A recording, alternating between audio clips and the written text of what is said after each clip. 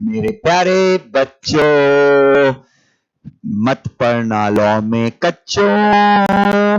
चलिए स्टार्ट करेंगे ये फटीचर से गाने के साथ। जो आज का डिस्कशन होगा that would be on last chapter था अपना लॉ का, लीगल रीजनिंग। बच्चों बच्चों ये जो टॉपिक है ये आपके प्रिंटेड नोट्स में नहीं आ पाया है, तो इसका मैं पीडीएफ आपके साथ शेयर करूंगा। अगर आप चाहिए तो आईसीएसआई का जो रेफरेंस मटेरियल है आप वो भी देख सकते हैं। मतलब मैंने इसमें ज्यादा कुछ किया नहीं है, रेफरेंस मटेरियल को ही मैंने वर्ड में कन्वर्ट किया है, दैट्स इट। ठीक है, चलिए बच्चों, अब ये बेसिकली चैप्टर सेल्फ स्टडी वाला चैप्टर ही है, लेकिन मेरे कई प्यारे भाई बहनों को ऐसा प्रॉब्लम था कि नहीं सर एक बार आप पढ़ा देंगे ना तो हम पढ़ लेंगे अच्छे से। चलिए तो मैं जल्दी जल्दी में कोशिश करूंगा कि ये चैप्टर आपको कवर करा दूं। ये जैसा बिजनेस टर्मिनोलॉजी जैसा चैप्टर था, ये वैसा बेसिकली लीगल टर्मिनोलॉजी है, समझ लीजिए। Legal terminology and Maxim's, Maxim's का मतलब होता है प्रिंसिपल्स। चलिए सो आगे बढ़ जाते हैं। अभी एक एक वर्ड हम देखते आते हैं, क्या है वर्ड, एक एक चीज। अ प्रायोरी, अ प्रायोरी इसका मतलब क्या होता है? From the antecedent to the consequent.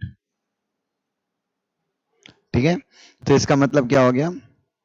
प्रायोरी का मतलब एंटीसीडेंट का मतलब क्या होता है? पहले से, कॉन्सिक्वेंट मतलब बाद में। तो प्रायोरी का मतलब क्या होता है? पहले से बाद में। एब इनिशियो, जैसे हम लोग लॉ में पढ़ते हैं वॉइड एब इनिशियो, इनिशियो का मतलब होता है शुरुआत से। एब्सोल्यूट सेंटेंशिया एक्सपोजिटोर नॉन इंडिजेंट, इसका मतलब क्या होता है? जो साधारण शब्द हैं उनके लिए किसी भी एक्सप्लेनेशन की जरूरत नहीं है।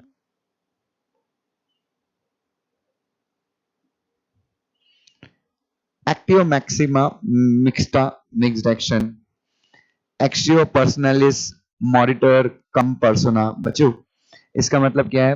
Personal right of action dies with a person. For example, अगर आपने मेरी इमेज बिगाड़ी थी, डिफेम किया था मुझे आपने, तो मैं क्या करूंगा?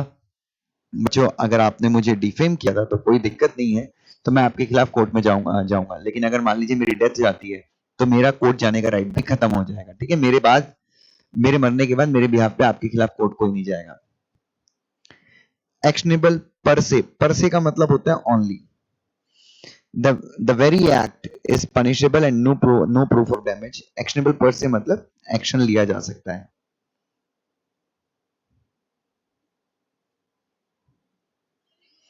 प्रूफ की जरूरत नहीं है। ठीक है, so we can take action but no proof is required. चलिए ना, चलिए उसके बाद एक्टस क्यूरेन नेमिनेम ग्रेविएट, act of court shall prejudice no one. की कोर्ट की हरकत या कोर्ट का डिसीजन किसी के साथ पक्षपात नहीं करता। एक्टस नॉन फेसिड रेमिनिसी मैन सिट्रिया, an act does not make a man guilty unless, मतलब जब आपकी नीयत खराब होगी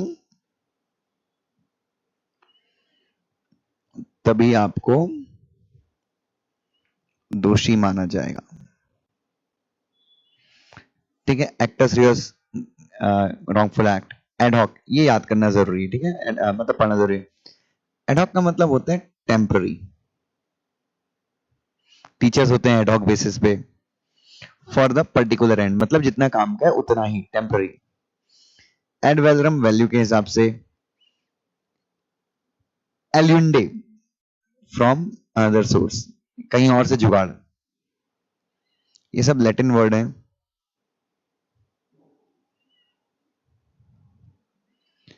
एमिकस क्यूरी, क्यूरी सुना होगा आपने मूवीज वगैरह में, एमिकस क्यूरी, a friend of court member of the bar who is appointed to assist a court. Court का एक दोस्त होता है बेसिकली, कोर्ट किसी केस में इससे मदद मांग सकता है। एमिकस क्यूरी मतलब बेसिकली वो केस जीतने या हारने के लिए नहीं आता, वो सिर्फ कोर्ट की मदद करने के लिए आता है। एनिमस पसेडेंडी, इंटेंशन टू पजेस ऑडी ऑल्ट्रम पार्टन, मतलब कुछ नहीं बचे, इसका मतलब होता है दूसरे पक्ष को सुनना।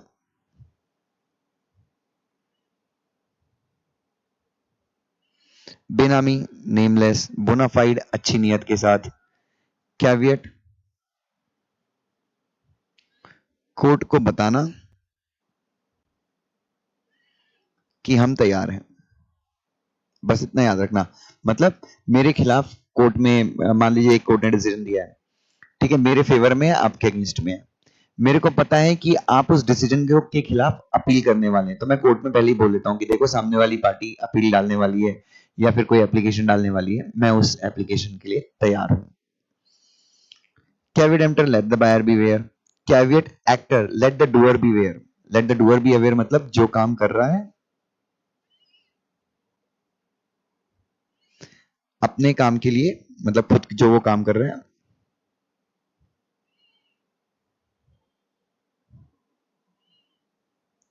वही जिम्मेदार है।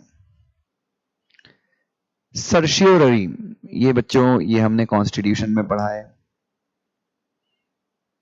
तो ये यहां वाला मत देखना, कॉन्स्टिट्यूशन वाले चैप्टर वाला ही याद रखना, ठीक है। तो बेसिकली क्या पढ़ा था अपन ने कॉन्स्टिट्यूशन में, नीचे वाले कोर्ट ने अगर कोई गलत डिसीजन दिया है तो अपन ऊपर वाले कोर्ट मतलब हाई कोर्ट या सुप्रीम कोर्ट से बोलते हैं कि नीचे वाले कोर्ट को बोलो अपना डिसीजन क्या कर ले, कैंसिल कर ले। उसके बाद सेस्टुइक्वे ट्रस्ट, ठीक है, क्या है इसका मतलब, the person who has the equitable right to property in India, he is known as beneficiary, कुछ नहीं बचा।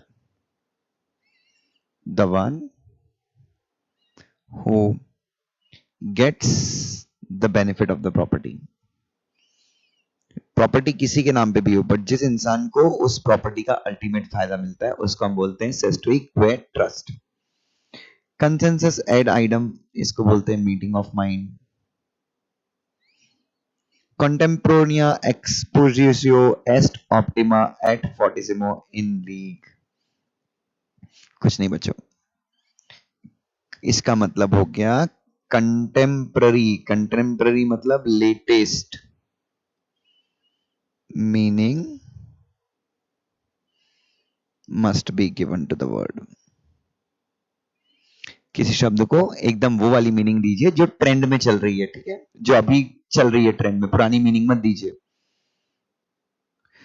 कॉर्पस डेलिक्टी, गुनाहों की सूची। Cyprus,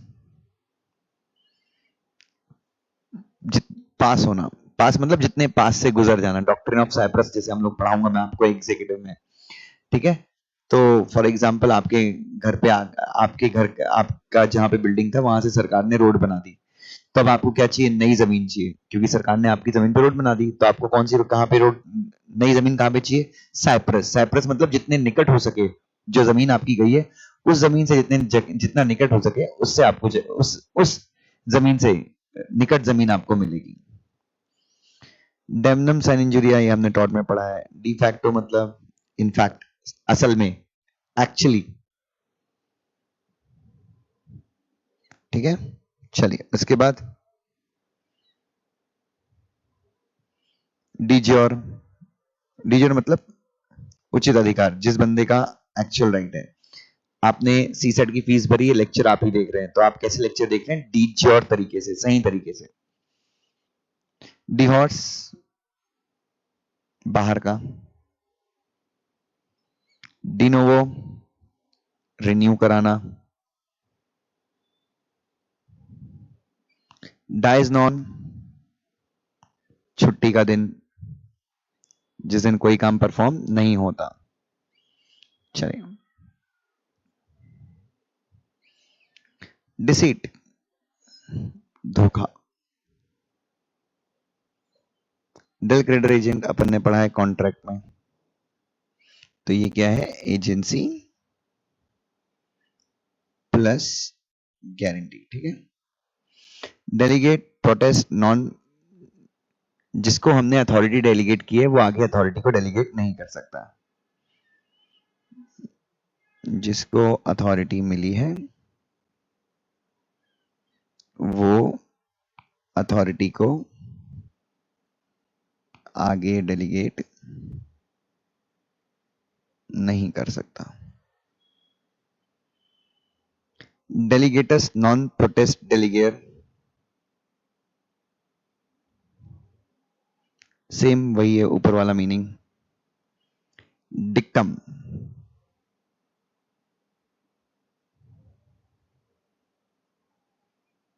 statement of law made by judge in the course of the decision but not necessary to the decision itself।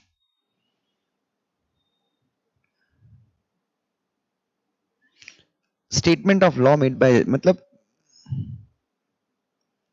सुनवाई के दौरान जज के द्वारा यूज किया गया words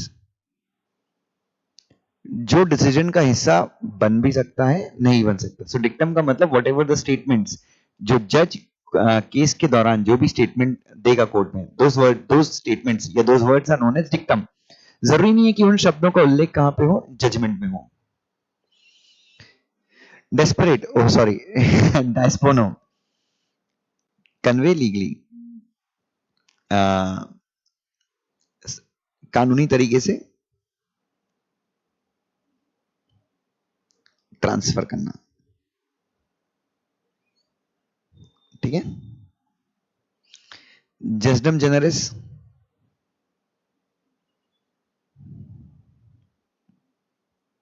general words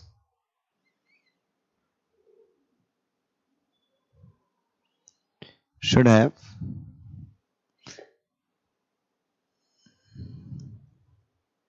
should include same kind of specific words। Sir क्या लिख दिया आपने, हमको तो समझता नहीं है। General words should include same kind of specific word. समझिए जस्टम जेनरिस का मतलब क्या है। बच्चों मैं आपसे कहूं कि जनरल वर्ड का मतलब क्या होता है। फॉर एग्जाम्पल फ्रूट्स, फ्रूट्स एक जनरल वर्ड है। ठीक है। अब फ्रूट्स के अंदर क्या आ गया, मैंगो आ गया, पोमग्रेनेट आ गया, ऑरेंज आ गया, ग्रेप्स आ गए। ये सब क्या है, स्पेसिफिक वर्ड्स हैं जो जनरल वर्ड के अंदर आता है। तो बच्चों अगर मैं कहूं बेटा कल सब हम लोग क्लास में फ्रूट्स खाएंगे, तो आप अपने बीच में क्या कैलकुलेट करेंगे कि हाँ भाई दुष्यंत सर किसी को एप्पल देंगे, किसी को बनाना देंगे, किसी को ऑरेंज देंगे, किसी को ग्रेप्स देंगे, किसी को पोमग्रेनेट देंगे, किसी को स्ट्रॉबेरी देंगे। ये सब फ्रूट्स है। बट क्या कल दुष्यंत सर किसी को आलू देंगे? नहीं। क्यों? क्योंकि जनरल वर्ड फ्रूट्स जो है, सुनिएगा ध्यान से, जनरल वर्ड क्या है, फ्रूट्स है।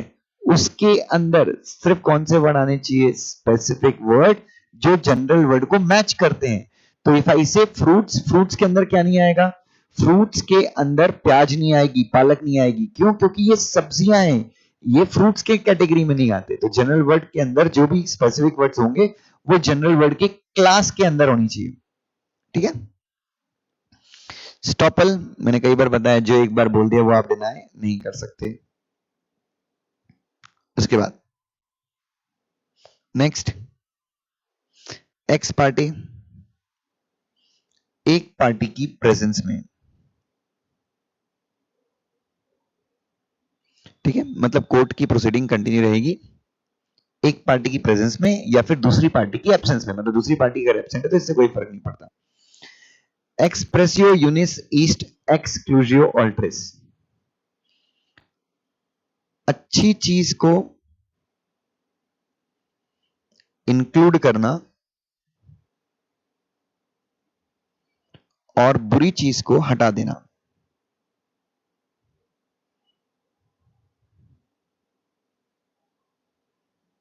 ठीक है। अच्छी चीज को क्या कर लेना, इंक्लूड कर देना, और बुरी चीज को क्या करना, हटा देना। फॉर एग्जाम्पल अगर मुझे मुझे किसी शब्द का मतलब समझ में नहीं आ रहा है, मतलब क्लियर शब्द का मतलब मेरे को समझ में नहीं आ रहा है, तो मैंने डिक्शनरी में देखा क्लियर का मतलब क्या होता है। तो डिक्शनरी में क्लियर का मतलब निकला था साफ। लेकिन ये साफ ना मेरे को सही इंटरप्रिटेशन, सही वर्ड जो है नहीं बचा। I change the example. बच्चों किसी भी आप लॉ पढ़ रहे हैं ना, अगर आप लॉ को पढ़ते पढ़ते आपको एक दो इंटरप्रिटेशन मिलते हैं, एक खराब इंटरप्रिटेशन मिलता है और एक अच्छा इंटरप्रिटेशन मिलता है, तो क्या आप किसको रेफर करोगे? अच्छे इंटरप्रिटेशन को इंक्लूड करोगे ना, मतलब अपने ध्यान में रखोगे। तो अगर अच्छा इंटरप्रिटेशन जब आप ध्यान में रखोगे तो खराब इंटरप्रिटेशन को क्या करोगे? हटा दोगे। That's it. तो ये है एक्सप्रेसियो यूनिस ईस्ट एक्सक्लूसिव ऑल्ट्रेस। एक्स टोपी काजुआ नॉन ऑल्टर एक्टिव। ठीक है। Illegal act does not give right to take legal action। ऐसा नहीं है कि भाई आपने मर्डर कर दिया और मर्डर करने के बाद आप खुद कोर्ट में चले गए कि भाई मैंने मतलब मर्डर किया, बहुत बढ़िया काम किया, मेरे को सजा नहीं होनी चाहिए। तो अगर आपने कोई भी लीगल हरकत की है तो आप कोई भी लीगल एक्शन ले नहीं सकते।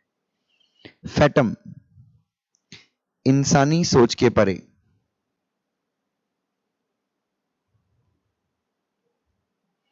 फेट अकम्प्लाई,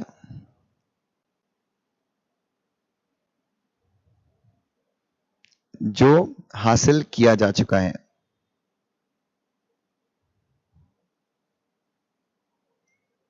ठीक है। फैक्टम प्रोबेंडम, एक ऐसा फैक्ट जिसको प्रूव करना बाकी है। 25 तारीख की रात को गोली चली थी, मैंने अपनी आंखों से देखा था, ये एक फैक्ट है। लेकिन मेरे पास सबूत नहीं है कि मैं उस जगह पे खड़ा था, तो मुझे प्रूफ करना है कि हाँ भाई मैं उस जगह पे खड़ा था। तो कोई भी फैक्ट हो गया, कोई भी एविडेंस हो गया जिसको, या कोई भी फैक्ट हो गया जिसको पूरा करना बाकी है। फैक्टम प्रोबेंस रेलिवेंट फैक्ट। रेलिवेंट फैक्ट मतलब एक फैक्ट जो प्रूफ हो सकता है, ये बाकी है, ये हो सकता है। फेरे नेचुरल फ्राई नेटिव रियाय, खतरनाक। फोर्स मेजरिंग, इंसानी कंट्रोल के बाहर। भूकंप आ गया, वो अपने कंट्रोल में नहीं है। ठीक है। जनरलिया स्पेशली बस नॉन डेरोगेंट।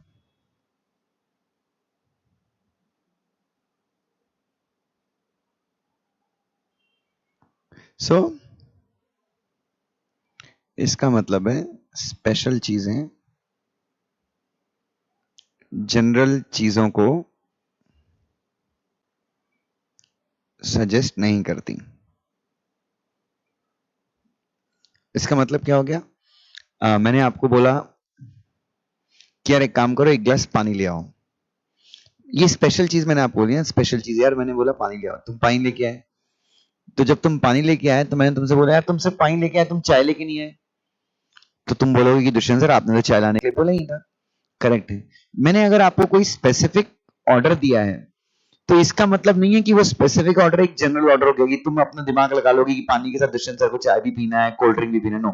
तो स्पेशल चीजें जो हैं वो आपको जनरल बहुत सारी चीजें करने का अधिकार नहीं देती। हबिस पर्पस टू हैव अ बॉडी। इग्नोरिया लेजिस नेमिनेम एक्सक्यूसेट।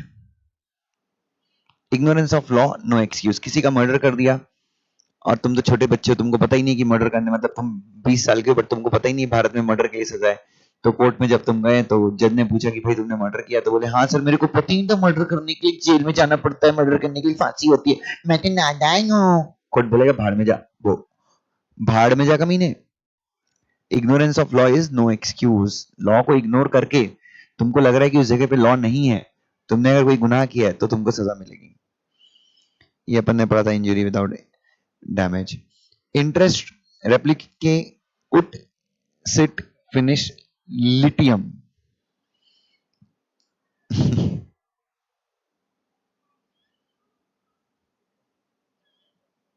There should be a limit on number of cases. मतलब कोर्ट की हमेशा ये मंशा रहनी चाहिए कि नंबर ऑफ केसेस क्या करे, कम करे, कम कम करे। मतलब जैसे फॉर एग्जांपल मैंने किसी घर पे चोरी की है, चोरी करने के बाद मर्डर भी कर दिया, मर्डर करने के पहले मैंने गाली भी बकी, तो ऐसा नहीं कि मेरे खिलाफ 3 अलग अलग केसेस चलेंगे। एक ही केस में वो तीनों जो अलग अलग ऑफेंसेस है वो ट्राई हो जाएंगे। इप्सो फैक्टो,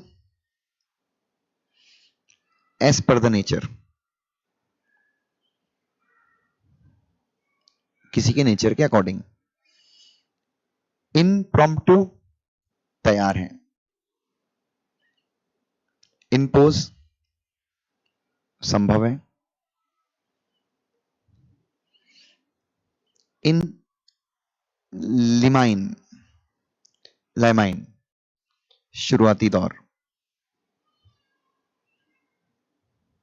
इन लिeu ऑफ, उसके बदले। इंटरलिया, साथ में। इंटर से, आपस में। इन स्पीशी, काइंड, टाइप्स। इंटरवाइवोस, जीवित लोगों के बीच में।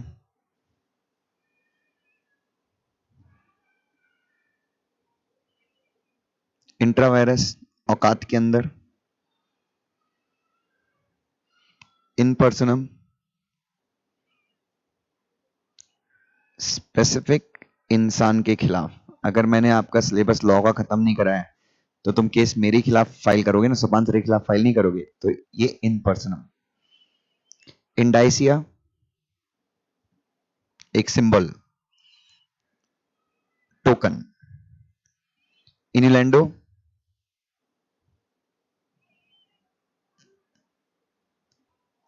चलिए बच्चों, सर एलिसिव का मतलब होता है एक्सप्रेस, और रिमार्क मतलब कुछ बोलना।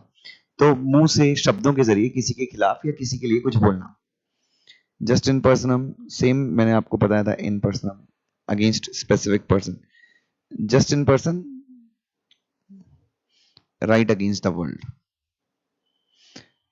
ठीक है बच्चों, मैंने ये पेन खरीदा तो मुझे कौन सा राइट मिलता है? Right against the world. मतलब पूरी दुनिया में ऐसा कोई भी इंसान नहीं है जो ये बोल सके कि ये पेन दुष्यंत सर का नहीं है, क्योंकि दुष्यंत सर ने वैलिडली खरीदा है। जस स्क्रिप्टम, लिखा हुआ कानून।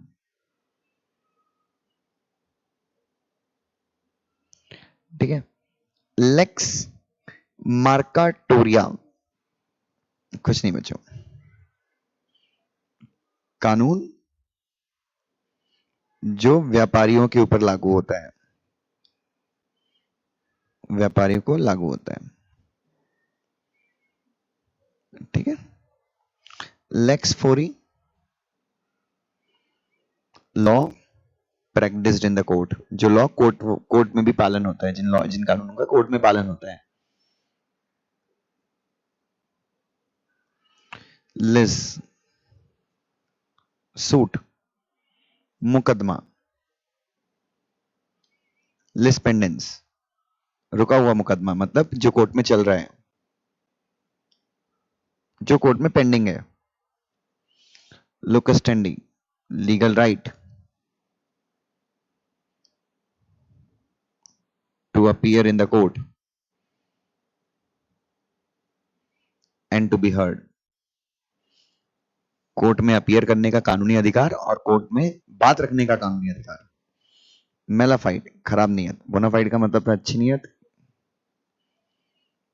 मेंडमस, अपन ने पढ़ा था ना, जब कोई सरकारी अथॉरिटी अपना काम नहीं करती तो अपन कोर्ट में एक रिट ऑफ मेंडमस फाइल कर देते हैं। मेंसरिया, गिल्टी माइंड। मैनिस्टेटिव नेट्यूरे, जिसको नुकसान ना पहुंचाया जा सके।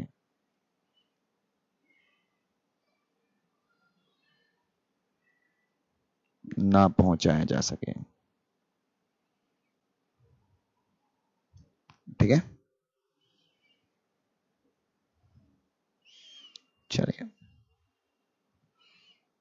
मिसने प्रॉफिट,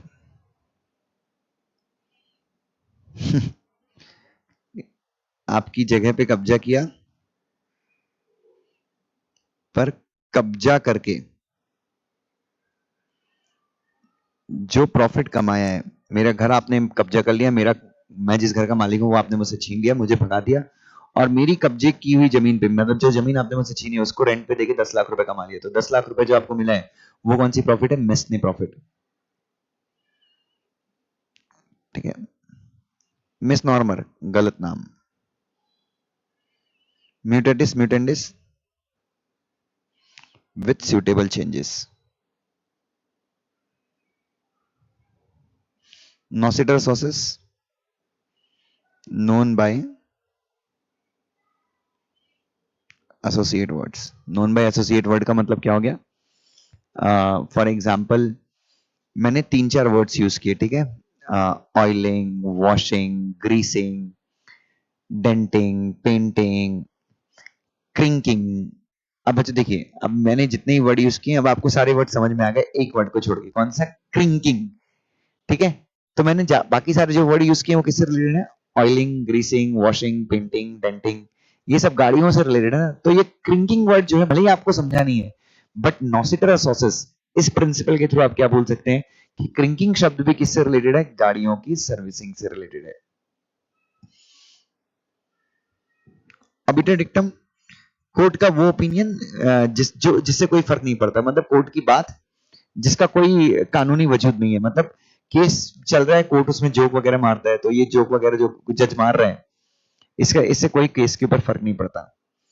ओनस प्रोबेंडी, साबित करने का दबाव,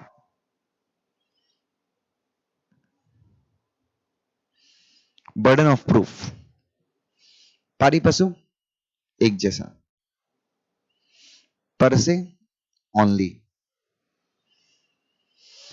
पर्सोना नॉन ग्रेंटा, non not non wanted person, जिसको आप भगाना चाहते हैं, साथ में नहीं रखना चाहते। पर इंक्यूरियम,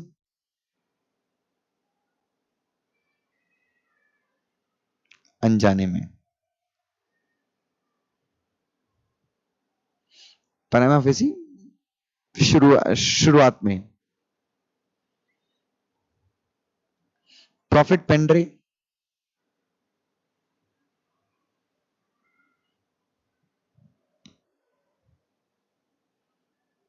कुछ नहीं बच्चे, इसका मतलब है वसूलने का अधिकार।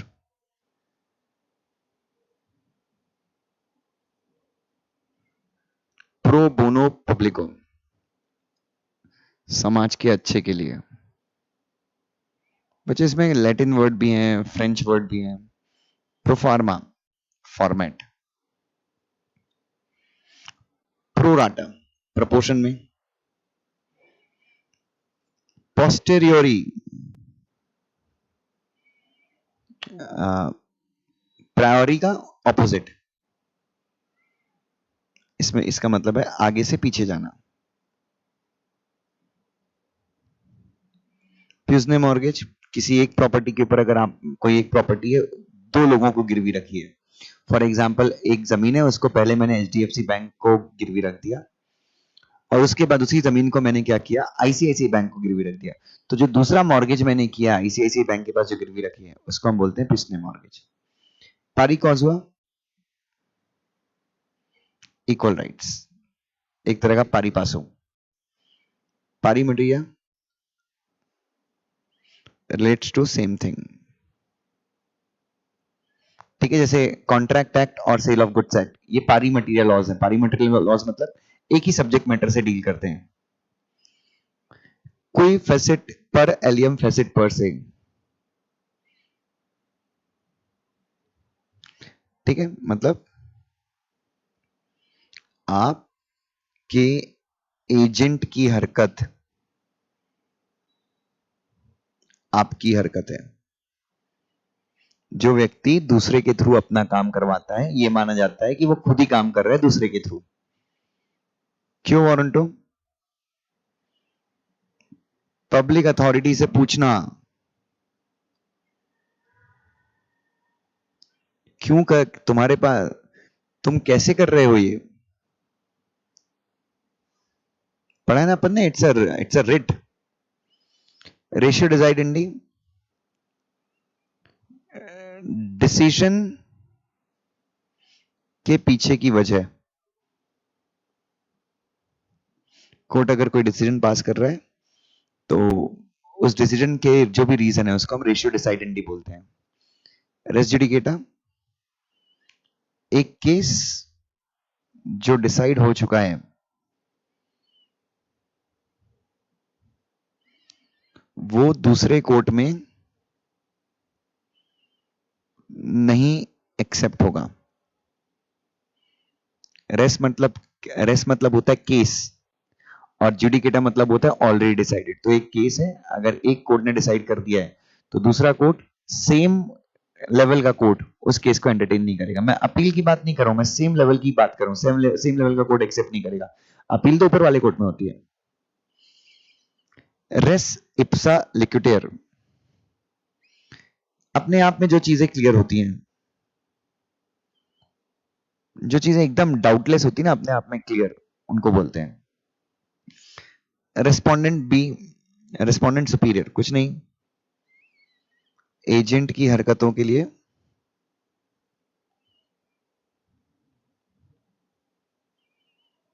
Principal liable. रेस सब्जुडाइस, लिस्पेंडेंस पढ़ा था, उसी टाइप का है। Matter pending in court. रेस जस्टे, रेस जस्टे का मतलब होता है forming the part of same transaction.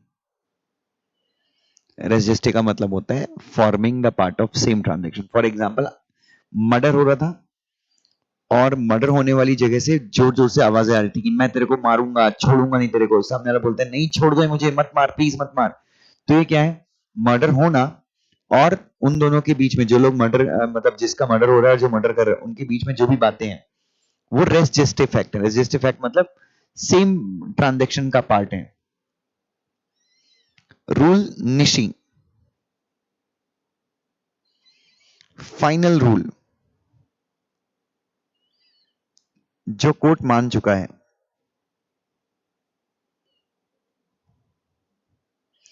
एक ऐसा रूल, एक ऐसी बात जो कोर्ट मान चुका है। ठीक है। स्काइरे फैसियस, यू कॉस्ट टू नो, जो चीजें आपको जाननी चाहिए, आपको जाननी चाहिए। स्टेटस क्यों, नथिंग बच्चों, आपका स्टेटस। सेंटिएट वॉलंटी नॉन फिट इंजुरिया,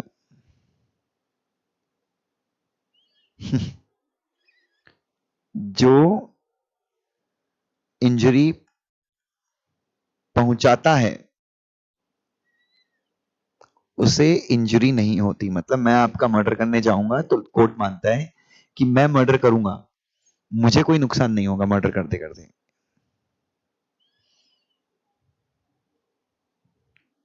स्पेस सक्सेशन, विरासत में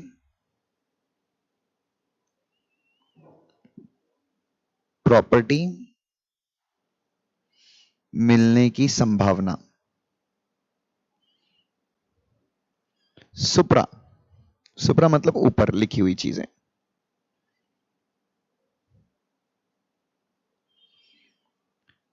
सप्रेसियो वेरी, पुरानी जानकारी को छुपाना।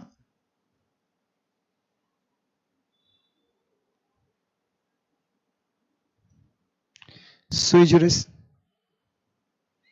खुद का अधिकार। सिंप्लिसिटर, साधारण। नेक्स्ट क्या है, साइनेटर, जिसको परिस्थितियां पता हैं, सब जानता है जो। साइन क्वा नन, ऐसी स्थिति जिसे छोड़ा ना जा सके, कोई सिचुएशन जिसको छोड़ के आप भाग नहीं सकते।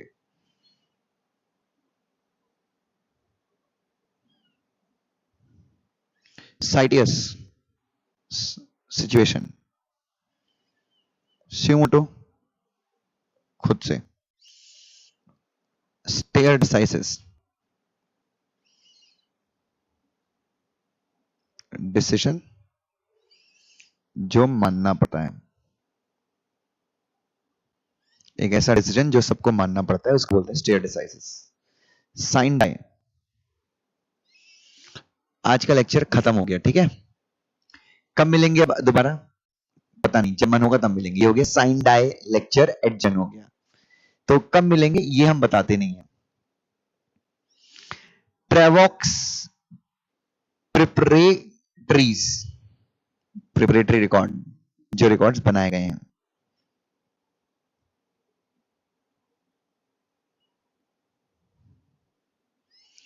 टॉटम, कुछ नहीं बचा, टॉट्स। ओबेरी माई फ्रेडी, अच्छी नीयत से।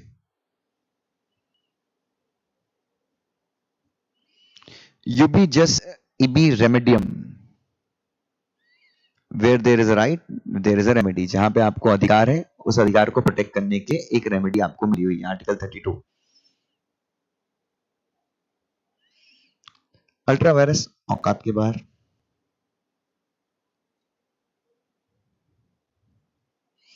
अट लाइट पेंडेंटे निहिल इनोवेटर,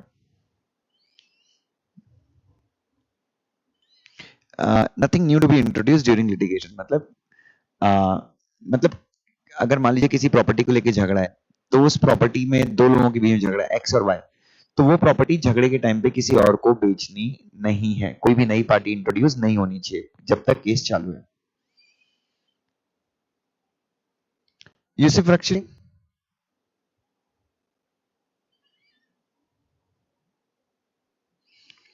जो प्रॉपर्टी यूज करता है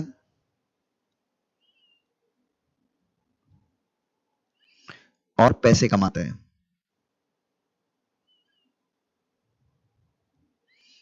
पर उसका मालिक नहीं है।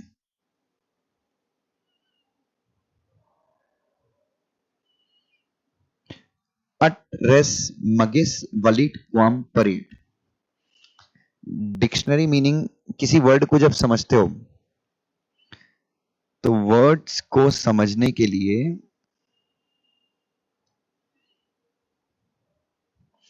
डिक्शनरी मीनिंग के अलावा अपना कॉमन सेंस भी यूज करो। कैसे?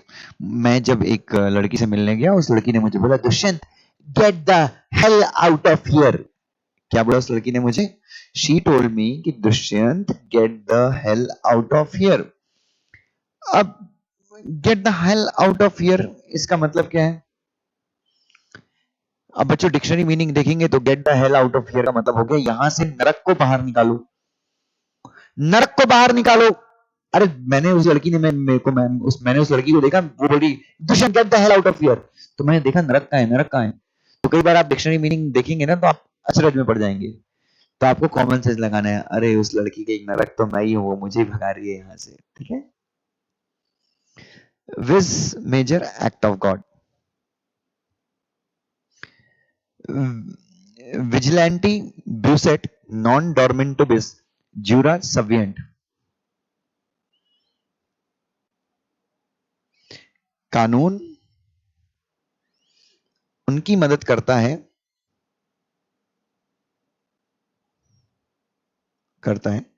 जो चौकन्ने रहते हैं, तैयार रहते हैं, आलसी लोगों की मदद नहीं करता कानून। वाइसे वर्सा इसका मतलब होता है उल्टा। वॉलंटी नॉन फिट इंजुरिया, damage suffered by consent gives no cause of action, ठीक है। बच्चों मैं कराटे सीखता हूं और मैं ना बहुत स्ट्रांग हो गया मेरा पेट, तो मैंने आपसे कहा कि मेरे पेट पे ट्यूबलाइट फोड़ो। मैंने आपसे खुद कहा कि देख मेरे पेट पे ट्यूबलाइट फोड़ फोड़ फोड़ फोड़, मार जोर से। तुमने जोर से मारा और बच्चों ट्यूबलाइट मेरे पेट के अंदर ही घुस गई। तो क्या मैं तुम्हारे खिलाफ कोर्ट जा सकता हूँ? नहीं, क्योंकि तुमने मेरा नुकसान किया है, बट मेरी परमिशन लेके मेरा नुकसान किया, तो मैं तुम्हारे खिलाफ कोर्ट नहीं जा सकता। Is that clear? तो ये ध्यान में रखिएगा। चलिए बच्चों, तो ये चीजें तो हो गई, ये तो मीनिंग्स थी, मेरे ख्याल से आपको समझा होगा।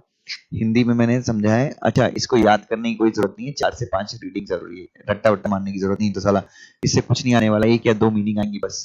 ठीक है, चलिए नेक्स्ट देखें। लीगल रीजनिंग क्या है भाई? Legal reasoning is the method that a person use to apply laws to fact in order to answer the legal question. कुछ नहीं बच्चों, लीगल रीजनिंग एक तरीका है जिसमें एक इंसान अलग अलग परिस्थितियों में अलग अलग कानूनों का इस्तेमाल करता है। Good legal reasoning requires logical argument. अगर आपको अच्छी लीगल रीजनिंग सीखनी है तो आपको कोर्ट में सही आर्ग्यूमेंट देना पड़ेगा, सही बहस करनी पड़ेगी। In legal reasoning, legal principle have to be applied to those given factual situation to arrive at most reasonable conclusion. Legal reasoning में जो लॉ के प्रिंसिपल है, जो कानून है, आपको उस सिचुएशन में अप्लाई करना चाहिए, तभी आपको क्या मिलेगी, तभी आप सही तरीके से कंक्लूजन पे आ पाएंगे, सही चीजें आप ड्रॉ कर पाएंगे। The meaning of legal rule and how it should be applied are often subject to multiple interpretation. कानून का मतलब अलग अलग परिस्थितियों में अलग अलग होता है, तो और अलग अलग परिस्थितियों में अलग अलग तरीके से अप्लाई भी होता है, और एक कानून के बहुत सारे इंटरप्रिटेशन निकलते हैं। मैं आगे डिस्कस करने वाला हूँ वापस से। So when the meaning of legal rule is ambiguous, ambiguous मतलब कंफ्यूजिंग, जब किसी कानून का मतलब प्रोविजन, कानून का कोई प्रोविजन है कंफ्यूजिंग है, कंफ्यूजन है, a person use legal reasoning to argue for interpretation that they find most convincing or that is most favorable to them. तो किसी बात पे या किसी, मान लीजिए किसी परिस्थिति पे क्या है, कानून अगर क्लियर नहीं है, ठीक है, अगर किसी जगह पे कानून जो है, लॉ जो है वो क्या नहीं है, क्लियर नहीं है, तो लोग क्या करते हैं, जज को उस कानून का वो इंटरप्रिटेशन बताते हैं जो उनको सबसे परफेक्ट लगता है। और हमेशा याद रखिए, जिसका इंटरप्रिटेशन, जिसने जज को ज्यादा अच्छे से कन्विंस कर दिया, जज उसकी बात मान लेता है। ठीक है, तो आपको इंटरप्रिटेशन, कानून को समझना बहुत जरूरी है, और समझ के उसको अपने केस में अप्लाई करना बहुत जरूरी है। Derive a conclusion from given statement provided in question, no deviation allowed. अब अपने को क्या करना है, अब इन लोगों ने क्या किया है, अपने को क्वेश्चंस दिए, सिचुएशन दी है, और अब अपने को क्या करना है, उस सिचुएशन में लॉ अप्लाई करना है। ठीक है, चलो देखते हैं। चलिए, तो अब कुछ क्वेश्चंस देखते हैं। अगेन सिचुएशन दी गई है, आपको बताना है कि यहाँ पे कौन सा लॉ एप्लीकेबल होगा। ठीक है, तो लीगल रीजनिंग में जो क्वेश्चन नॉर्मली आते हैं वो कॉन्स्टिट्यूशन, कॉन्ट्रैक्ट, टॉर्ट और कंपनी लॉ से आ सकते हैं। ठीक है, चलिए अब देखते हैं लीगल प्रिंसिपल, अब केसेस देखेंगे। चलिए, legal principle, all citizen shall have the right to freedom of speech and expression under article 19। It's a fundamental right, correct है, ये तो पढ़ा ही हमने। 19(1)(a) सारे लोगों को फंडामेंटल राइट है कि भाई सबके पास freedom of speech and expression है। अब देखते हैं, इन्होंने एक सिचुएशन दी है, केस दिया है। मिस्टर सिन्हा एक फेमस इंग्लिश राइटर है and orator, criticized another novelist, Mr. Rahul, Rahul मतलब राहुल गांधी होगा, stating that the novel of Mr. Rahul is irrational and indecent. His mind is impure. He is loose character and he should write decent good novel. बिल्कुल मतलब freedom of speech and expression जो mister Sinha है, उन्होंने mister Rahul की पूरी वाट लगा दी है, गलत बोला उन्होंने। Decide, can mister Rahul be sued for defamation?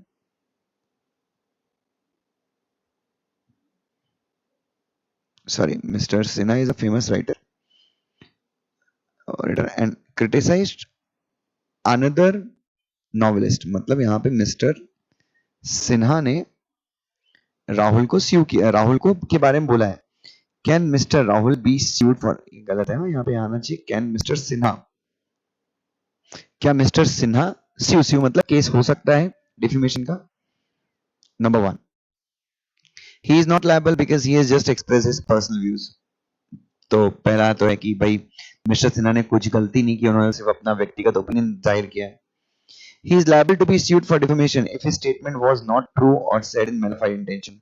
दूसरा स्टेटमेंट ये बोल रहा है कि नहीं भाई, मिस्टर सिन्हा को स्यू किया जा सकता है अगर उनका स्टेटमेंट जो है गलत नियत के साथ कहा गया था। तीसरा, he cannot be liable because he has fundamental right of freedom of speech and expression. तीसरा बोलता है कि भाई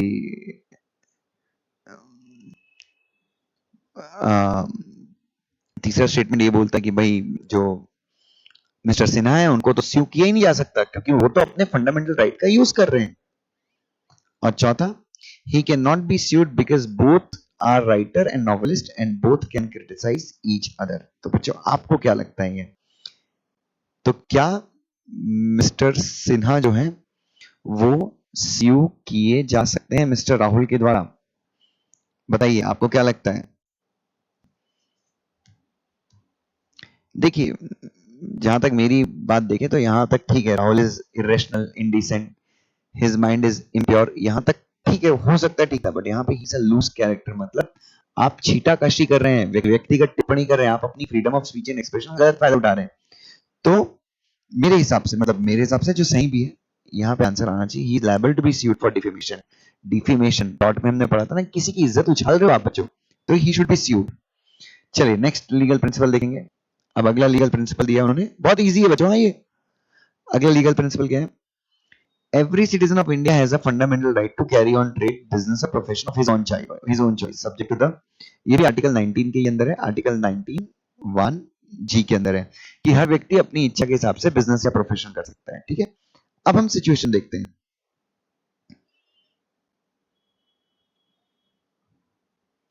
चलिए, इन पर्सन्स का मतलब होता है according to an order passed by ICSI prohibit a person from practice the profession of company secretary unless such person has passed CS course and holds certificate of practice from ICSI. Mr. Manoj, an executive program passed student of CS course, challenges the ban as it violates his right to carry profession. ये तो अपने ऊपर ही case है। तो case क्या है? ये कहा गया है कि CS की जो प्रैक्टिस है, जैसे कि सबसे पहले तो आर्टिकल 19 क्या बोलता है, जिसको जो बिजनेस करना है वो कर सकता है। अब यहाँ पे फैक्चुअल सिचुएशन में ऐसे बताया कि भाई CS की जो प्रैक्टिस है, ICSI के लॉ के हिसाब से, ICSI एक्ट के हिसाब से CS की प्रैक्टिस वही कर सकता है जिसने प्रोफेशनल एग्जाम क्लियर किया हो और जिसके पास मेंबरशिप है, वो प्रैक्टिस कर सकता है। ठीक है, अब मिस्टर मनोज बोलता है कि भाई मिस्टर मनोज जो है उन्होंने एग्जीक्यूटिव पास किया है, और वो बोलते हैं एग्जीक्यूटिव पास किया, फाउंडेशन पास किया, कोई फर्क नहीं पड़ता भाई। आर्टिकल 19 जो है हर एक व्यक्ति को आजादी देता है, जिसको जो अपने मन से बिजनेस करना है, प्रोफेशन करना है, वो कर सकता है। तो यहाँ पे क्वेश्चन ये है कि क्या ICSI एक्ट में जो लिखा है कि अगर आपको जो मन में आए आप वो बिजनेस कर सकते हैं, सॉरी ICSI एक्ट में लिखा है कि अगर आपके पास मेंबरशिप है तभी आप प्रैक्टिस कर सकते हैं। तो मिस्टर मनोज जो बोल रहे हैं कि ICSI एक्ट ही इनवैलिड है, क्यों इनवैलिड है? क्योंकि इसमें ICSI एक्ट इनवैलिड इसलिए क्योंकि ये मुझे मेरी मर्जी का बिजनेस करने से रोक रहे हैं। आपको क्या लगता है?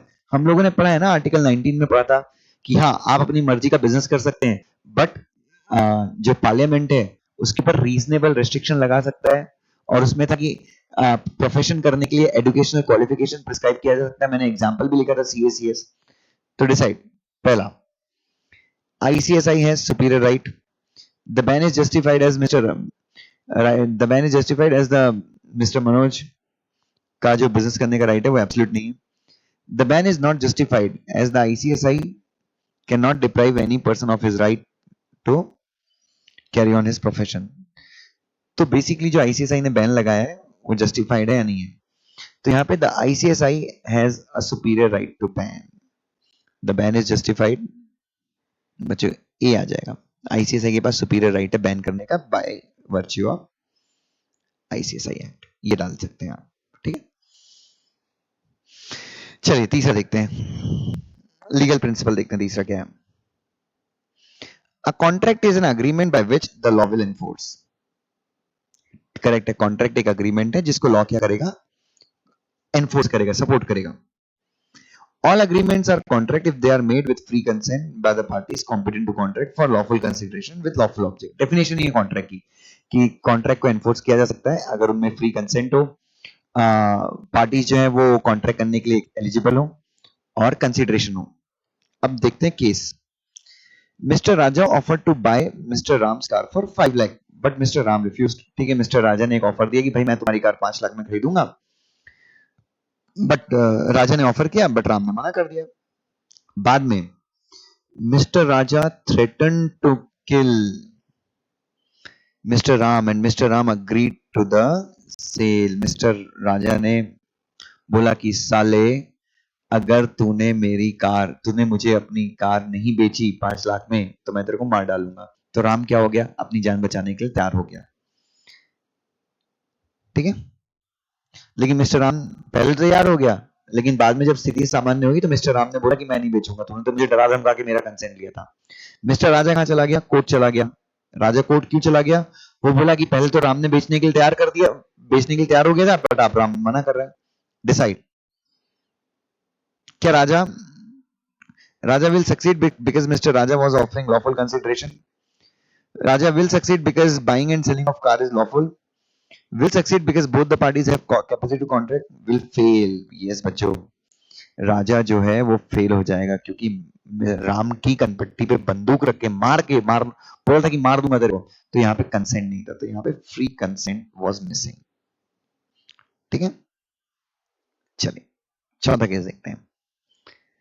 अब चौथे केस का लीगल प्रिंसिपल क्या है, A contract is an agreement by which law will enforce all agreement। बच्चों चलिए ये होमवर्क है आपका, सेम है क्योंकि वो ऊपर जैसा।